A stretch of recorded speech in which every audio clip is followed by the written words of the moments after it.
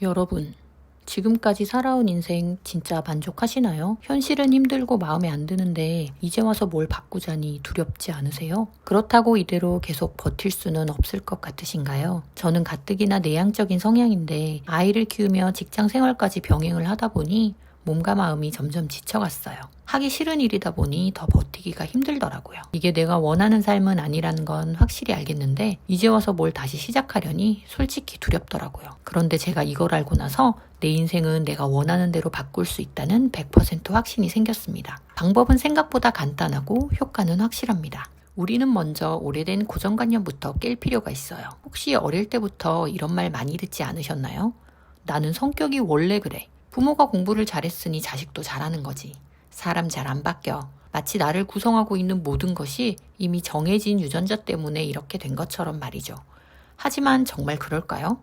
성격과 능력이 유전으로 이미 결정된 거라면 우린 아무것도 바꿀 수 없을 거예요. 지금 내가 겪는 이 현실이 마음에 안 들어도 그냥 받아들여야겠죠. 그런데 2000년대에 들어서 밝혀진 후성 유전학에서는 다르게 말합니다. 유전자는 물론 영향을 줘요. 안 준다는 게 아닙니다. 하지만 환경이 훨씬 영향을 많이 준다는 거예요. 예를 들어 음악가 부모 밑에서 자란 아이가 음악을 잘하는 건 유전자 때문일 수도 있지만 더 중요한 건 그 아이가 자라온 환경이에요. 어릴 때부터 음악을 많이 접하고 그걸 좋아하는 분위기 속에서 자란 결과죠. 공부 잘하는 부모 밑에서 자란 아이도 마찬가지예요. 부모가 만들어준 환경과 태도, 기대 수준이 아이에게 그대로 영향을 준 겁니다. 우리가 원래 그런 사람이라고 말하는 성향 중에 상당수는 반복된 경험과 자극, 그걸 받아들이는 방식이 굳어진 결과일 수 있어요. 그 말은 곧 지금부터 내가 다른 방식으로 살아가면 현실도 달라질 수 있다는 뜻이에요. 그럼 이런 생각이 드실 수도 있어요. 결국 유전도 중요하고 환경도 중요하다는 말이잖아요. 맞습니다. 둘 다 영향을 줍니다. 이건 마치 사각형의 넓이를 가로와 세로가 함께 결정하는 것과 같죠. 하지만 이런 답을 듣고 싶은 건 아니실 거예요. 중요한 건 이거예요. 유전은 바꿀 수 없지만 환경은 내가 바꿀 수 있다는 것. 그래서 현실적으로 더 중요한 건 당연히 환경입니다. 우리는 흔히 지 아빠 닮아서 그래. 엄마 판박이야. 이런 말 들으면서 자라왔어요. 그런데 가만히 보면 어릴 때부터 보고 듣고 따라해온 게 몸에 밴 걸지도 몰라요. 후천적으로 반복된 말투, 감정 반응, 생활 양식이 기질처럼 굳어진 거죠. 물론 유전의 영향이 아예 없는 건 아닙니다. 하지만 마음 근력이나 감정 회복력 같은 이런 성격적인 부분에서는 환경과 습관이 훨씬 더 많은 것을 결정합니다. 그런데 이 말은 지금 내가 살고 있는 현실이 마음에 들지 않을 때 그걸 바꿀 수 있는 열쇠는 이미 내 손에 있다는 뜻이기도 해요. 환경은 지금부터 바꿀 수 있습니다. 그것도 내가요. 그런데 단순히 환경이 중요하다고만 하면 뻔하고 막연하게 들릴 수 있죠. 하지만 실제로 우리가 유전의 영향이라고 알고 있던 많은 것들이 사실은 환경 때문이었다는 걸 명확히 보여주는 과학적 사례들이 있습니다. 대표적인 사건이 1944년 네덜란드 겨울기근 사건입니다. 이 시기에는 전쟁으로 인해서 네덜란드 전역이 극심한 식량난에 시달렸습니다. 임신 중이던 여성들은 당연히 충분한 영양을 섭취하지 못했어요. 그래서 뱃속에 있는 태아들은 혈액으로 충분한 영양분을 공급받지 못했고 그 결과 태아의 몸은 절약형 신진대사 시스템을 갖게 됐습니다. 영양분이 들어오면 최대한 지방으로 저장하려는 이 생존 전략이 몸속에 각인된 거예요. 문제는 그 이후였습니다. 세월이 흘러 이 아이들이 어른이 돼서 다시 임신을 했을 때도 절약형 신진대사 시스템은 여전히 유지가 되고 있었고 그것 때문에 혈액 속 영양분이 태아에게 충분히 공급되지 못했어요. 당이 들어오면 지방으로 더 많이 축적하고 에너지를 쉽게 비축하는 체질이 된 거죠. 결국 비만과 당뇨병을 앓는 경우가 많았고 그 자녀들 역시 같은 체질을 가지게 되었습니다. 이걸 단순히 유전이라고 말하긴 쉽지만 사실은 환경에 적응하며 형성돼버린 생존 전략이 세대 간으로 전해진 결과일 뿐이에요. 즉 유전이 100%가 아니라 유전과 환경의 상호작용인 거죠. 다음엔 좀 더 과감한 실험이 있습니다.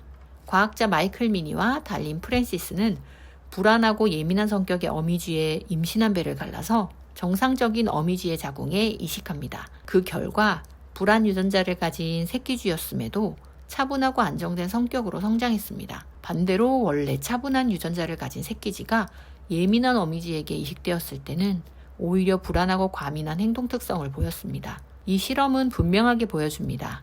아이의 성격이나 기질을 결정짓는 것은 부모의 유전자가 아니라 어떤 환경 속에서 어떤 방식으로 양육되었는가입니다. 그런데 내가 부모를 선택할 수 없고 자라면서 내가 선택할 수 있는 환경은 굉장히 제한적이죠. 마음에 안 드는 주변 환경, 진짜 내가 바꿀 수 있는 거 맞을까요? 저는 여기서 많은 고민을 했습니다. 회사에서 의미 없는 인간관계에서 오는 스트레스, 원치 않은 업무, 생계를 위한 직장 생활. 하지만 막상 내가 원하는 인생을 살자니 두렵기도 했고 그냥 이 나이 먹고 뭐 어쩌겠어 라는 마음속 고정관념이 있었던 것 같아요. 그런데 후성유전학과 신경가소성이란 개념을 알고 나서는 제 생각이 완전히 명쾌해졌습니다. 신경가소성은 내가 나를 바꿀 수 있는 과학적 원리입니다. 우리의 뇌에 있는 이 뉴런이라는 것은 축삭돌기라는 가지를 통해 전기 신호를 서로 주고받아요. 그 중에 어떤 회로가 활성화될지는 내가 어떤 선택을 반복하느냐에 달렸습니다. 한 가지 선택이 반복되면 그 회로는 구리선에 피복이 되듯 단단해집니다. 반대로 안 써본 길은 점점 약해져요. 그래서 처음엔 새로운 행동이 어렵게 느껴지는 거죠.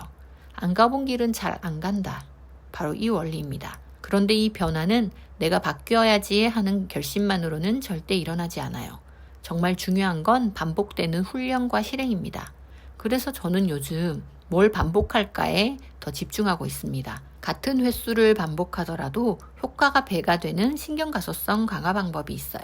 요 3가지만 먼저 기억하시면 충분합니다. 첫째로는 기분 좋은 상태로 잠드세요. 수면이 중요한 건 다들 아시죠?